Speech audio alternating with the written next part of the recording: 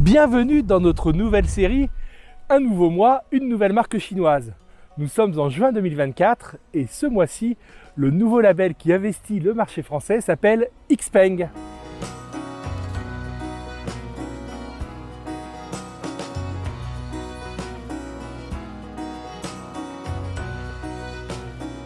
Alors XPeng, c'est comme la plupart des marques chinoises, un label relativement récent.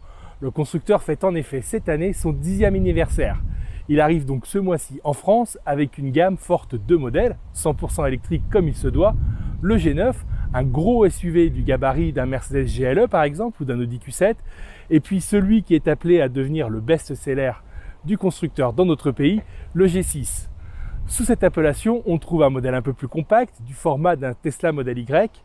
Alors la comparaison avec le SUV américain n'est pas fortuite, d'une part parce que le G6 en reprend beaucoup des codes esthétiques, d'autre part puisque techniquement il se rapproche très fort de son rival américain.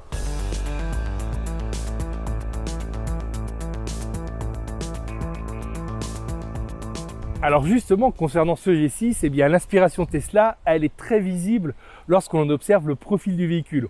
On retrouve ce look de SUV coupé propre au modèle américain. Esthétiquement, les designers chinois ne se sont pourtant pas qu'inspirés de la marque américaine. On retrouve une multitude de références à des modèles Hyundai, à des modèles Jaguar, à des modèles Audi, voire BMW. Alors, chacun trouvera ou pas son compte dans ce look, mais il faut reconnaître au G6 qu'il affiche un dessin moderne, plutôt lisse, plutôt élégant. On ne peut pas dire que ça soit une voiture forcément hyper réussie sur le plan design, mais c'est loin d'être une voiture ratée.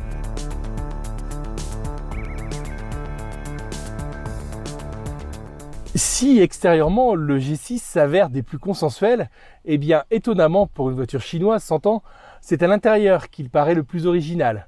Et tout d'abord parce que la planche de bord ressemble à une véritable planche de bord, quelque chose qu'on n'avait plus vu depuis quelques années.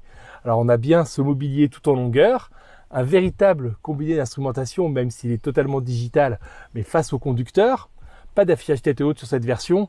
Bien évidemment, on retrouve l'inévitable tablette tactile avec son écran haute définition. Alors le problème de cet écran, eh bien, c'est qu'il reprend la totalité des fonctions. Régler ses rétroviseurs, il faut passer par la tablette. Allumer les phares, il faut passer par la tablette. Changer la température de la climatisation, il faut encore passer par la tablette. Franchement, au premier abord, ça n'a rien d'évident et lorsque l'on conduit, ça peut même devenir un poil dangereux. En matière de qualité de fabrication, eh bien, ce XPeng, il alterne le bon et le moins bon. Côté moins bon, les plastiques sont plutôt rigides, ils sonnent plutôt creux, ils ne flattent pas particulièrement la rétine. En revanche, les assemblages eh bien, semblent faits pour durer. On se retrouve à des niveaux très européens. Et puis là où le G6 frappe très fort, c'est en matière d'équipement. C'est bien simple, en France, il sera vendu avec une seule définition totalement équipée. L'intérieur en cuir végétal, les sièges avant électriques, chauffant à l'avant et à l'arrière, ventilés, le toit panoramique vitré, le système de navigation dernier cri, les mises à jour en ligne, tout est absolument de série. Si on est franchement plutôt bien installé aux places avant du G6, eh bien on est tout aussi bien installé lorsque l'on prend place sur la banquette. Ça n'a rien d'étonnant pour les habitués des voitures électriques, mais l'empattement géant de ces voitures permet d'obtenir un espace très conséquent pour les jambes des passagers arrière. Sur le G6, malgré la forme coupée de la carrosserie, on dispose également d'une garde au toit très confortable. Résultat, même si l'on mesure 1m90, on se trouve parfaitement à son aise. En plus de l'espace, eh bien, ces places arrière, elles se révèlent plutôt pratiques. Alors, pour les enfants, on trouve des prises USB-C sur la console centrale. Et puis pour les plus grands, si on veut faire la sieste pendant le trajet, eh bien, le dossier de la banquette peut s'incliner.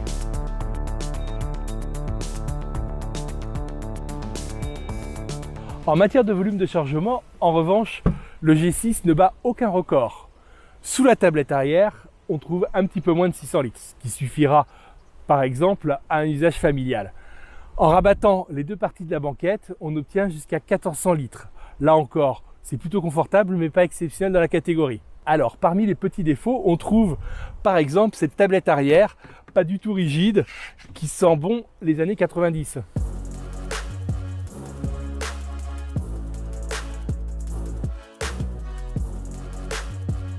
Pour ce premier essai du XPeng G6, nous sommes au volant de la version performance.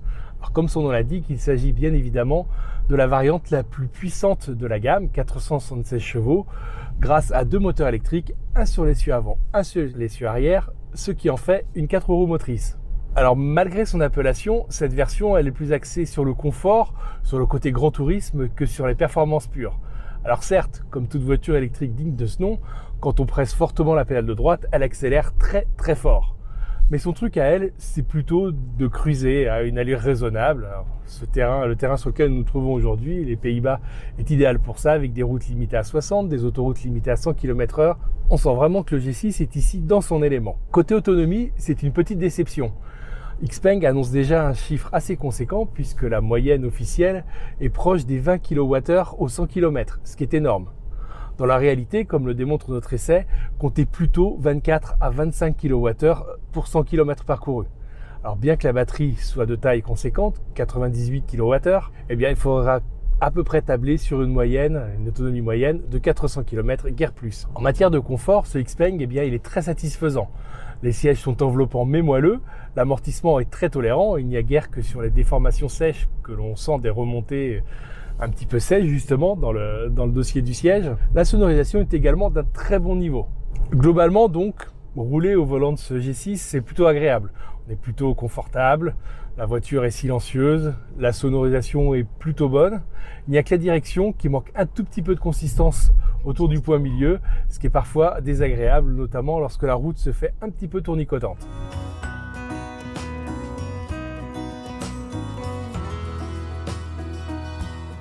D'un point de vue purement objectif, ce G6 arrive avec des arguments assez forts sur un marché du SUV électrique déjà pas mal encombré. Plutôt confortable, très bien équipé, correctement construit, il annonce surtout un tarif sous la barre des 60 000 € très agressif. Reste à vaincre plusieurs petits problèmes, notamment d'ordre psychologique. Alors, le premier, c'est la consommation. Avec une moyenne proche des 25 kWh au 100 km, on est complètement à la ramasse par rapport à la concurrence. Le principal problème de Xpeng, toutefois, dans un premier temps, c'est sans doute son réseau embryonnaire. Pour le lancement du G6, la marque chinoise ne compte en effet en France qu'une quinzaine de points de vente et d'ateliers.